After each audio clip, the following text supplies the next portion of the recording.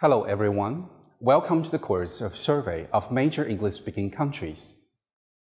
Today, we are going to learn Chapter 11, The Political System of the United States. This lecture is about Lesson A, American Government. After 1 century and a half, the 13 colonies in North America had developed a similar American pattern in politics, economy, and culture life, and enjoying the same frontier environment. The English people and the Europeans had become Americans, and they were ready to separate themselves from the Old World. The American Revolution officially proclaimed the birth of a new nation of Americans. The peace treaty of 1783 between Great Britain and the United States recognized the independence of the country of the United States. The former 13 colonies along the east coast of the Atlantic became 13 states of the new nation. These 13 states were Massachusetts, Connecticut, Rhode Island, and New Hampshire in New England in the Northeast, Maryland, Pennsylvania, Delaware, New York, and New Jersey in the mid-Atlantic, and Virginia, North Carolina, South Carolina, and Georgia in the South. Although the Declaration of Independence proclaimed that 13 united colonies are, and of right ought to be, free and independent states, they were not very clear about the future political system of the United States and about the relationship between the states and the governments of the new nation. When the War of Independence was over, the United States was not the unified nation as it is today. Each new state had its own government and was organized very much like an independent nation. Each made its own laws and handled all of its internal affairs. The Congress asked each state to send delegates to a convention in Philadelphia to discuss the changes which would be necessary to strengthen the Articles of Confederation. In the course of the convention, the delegates designed a new form of government for the United States. The plan for the government was written in very simple language in a document called the Constitution of the United States. The Constitution set up a federal system with a strong central government. A federal system is one in which power is shared between a central authority and its constituent parts. The Constitution also called for the election of a national leader or president. It provided that federal laws would be made only by a Congress made up of representatives elected by the people. It also provided for a national court system headed by a Supreme Court. At the heart of the U.S. Constitution is the principle known as separation of powers, a term from the French political Enlightenment thinker Montesquieu. This means that power is spread between three institutions of the state: the executive, that is the president and cabinet; the legislature, House of Representatives and the Senate; and the judiciary, the Supreme Court, and the federal circuits. And no one institution had too much power, and no individual can be a member of more than one institution. This principle is also known as check and balance, since each of the three branches of the state has some authority to act its own, some authority to regulate the other two branches, and has some of its own authority in turn regulated by the other branches. The great benefit of this system is that power is spread and counterbalanced, and the Founding Fathers clearly wished to create a political system which was in sharp contrast to and very much more democratic than the monarchy system in Britain. The great weakness of the system is that it makes government slow and complicated. So the president has a term of 4 years, while members of the Senate serve for 6 years, and members of the House of Representatives serve for 2 years. Members of the Supreme Court effectively serve for life. The chief executive of the United States is the president, who is elected to a 4-year term. Under the constitutional amendment, a president can be elected to only 2 terms. The powers of the presidency are formidable, but not without limitations. The president, as the chief public policy maker, often proposes legislation to Congress. The president can also veto any bill passed by Congress. As head of his political party, with ready access to the new media, the president can easily influence public opinion regarding issues and legislation that he thinks vital. Within the executive branch, the president has broad powers to issue regulations and directives regarding the work of the federal government's many departments and agencies. He also is Commander-in-Chief of the Armed Forces.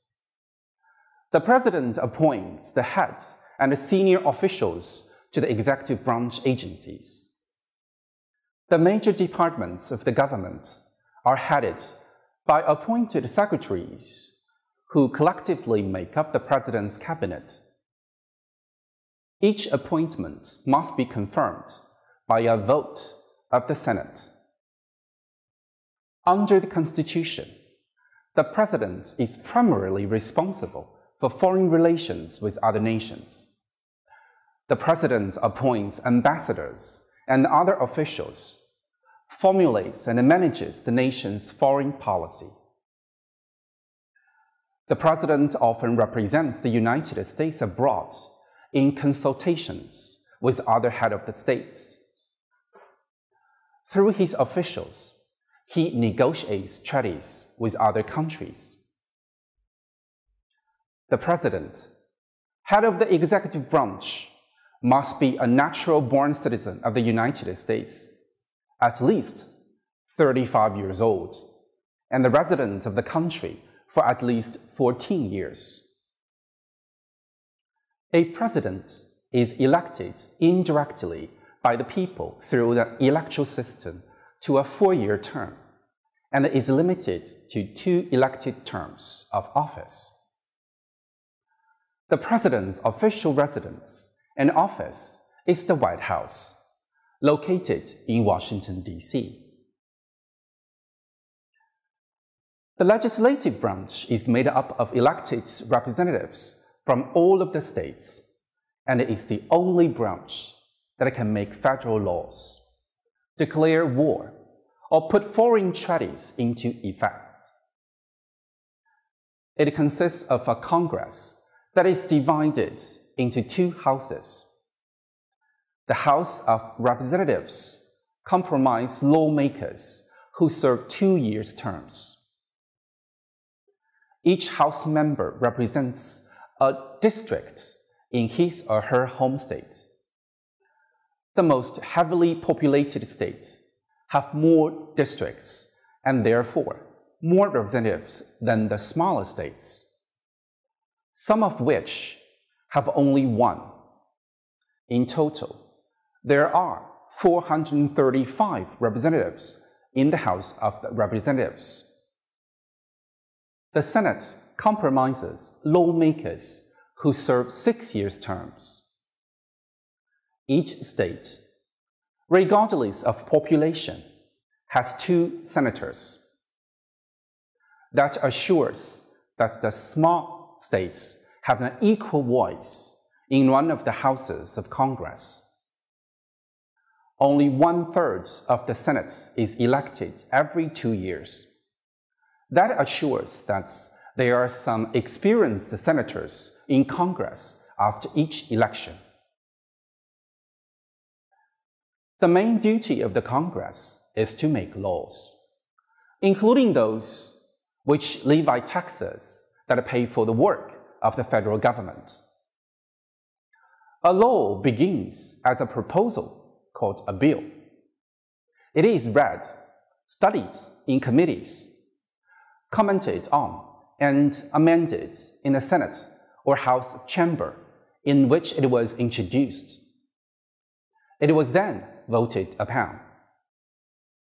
If it passes, it is sent to other houses where a similar procedure occurs.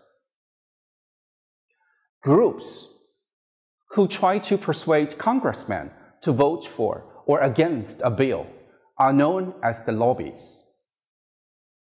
When both houses of Congress pass a bill on which they agree, it is sent to the President for his signature.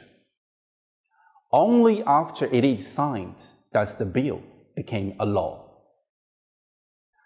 The judicial branch is headed by the Supreme Court, which is the only court specifically created by the Constitution. In addition, the Congress has established 11 federal courts of appeal and below them, 91 federal district courts. Federal judges are appointed for life or voluntary retirement, and can only be removed from the office through the process of impeachment and a trial in the Congress. Federal courts have jurisdictions over cases arising out of the Constitution and the laws. The Supreme Court today consists of a Chief Justice and 8 Associate Justices. With minor exceptions, all its cases reach the Supreme Court on appeal from lower federal or state courts. Most of these cases involved disputes over the interpretation of laws and legislation. In this capacity, the court's most important function consists of determining whether congressional legislation or executive action violates the Constitution. When Americans talk about their three-part national government, they often refer to what they call its system of check and balance. This system works in many ways to keep serious mistakes from being made by one branch or another. Here are a few examples of check and balance.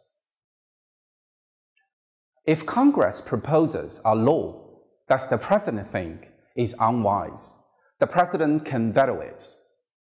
That means the proposal does not become law.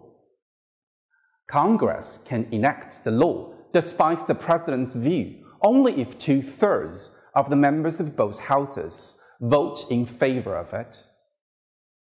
If Congress passes a law which is then challenged in the courts as unconstitutional, the Supreme Court has the power to declare the law unconditional and therefore no longer in effect.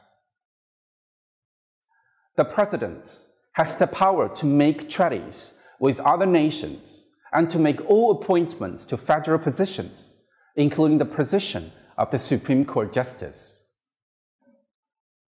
The Senate, however, must approve all treaties and confirm all appointments before they became official. In this way, the Congress can prevent the President from making unwise appointments. There is one more very important part of the American political scene, which is not part of any formal written document: the political party system. Political parties are organized groups of people who share a set of ideas about how the United States should be governed, and who work together to have members of their group elected in order to influence the governing of the country. When members of a political party form a majority in Congress, they have great power to decide what kinds of laws will be passed. Today, the United States has two major political parties.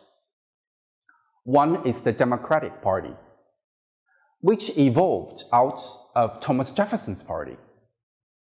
The symbol of the party is the donkey.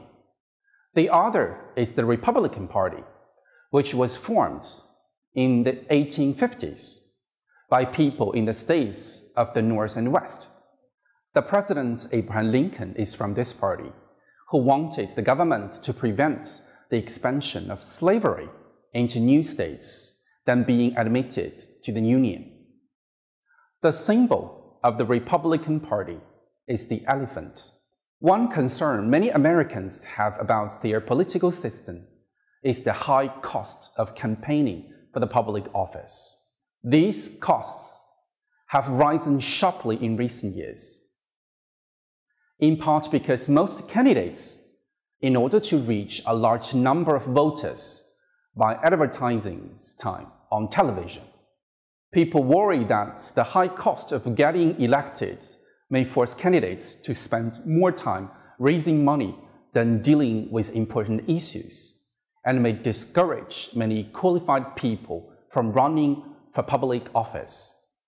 They are also concerned because much of the money to fund political campaigns comes from organized interest groups rather than individuals.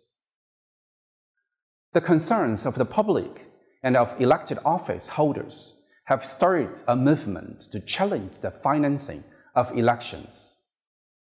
Some people advocate voluntary spending limits. Others want the government to set limits. It is uncertain exactly what changes will be made, but public concern is so great that reforms in political campaign spending are bound to come soon. Thank you very much.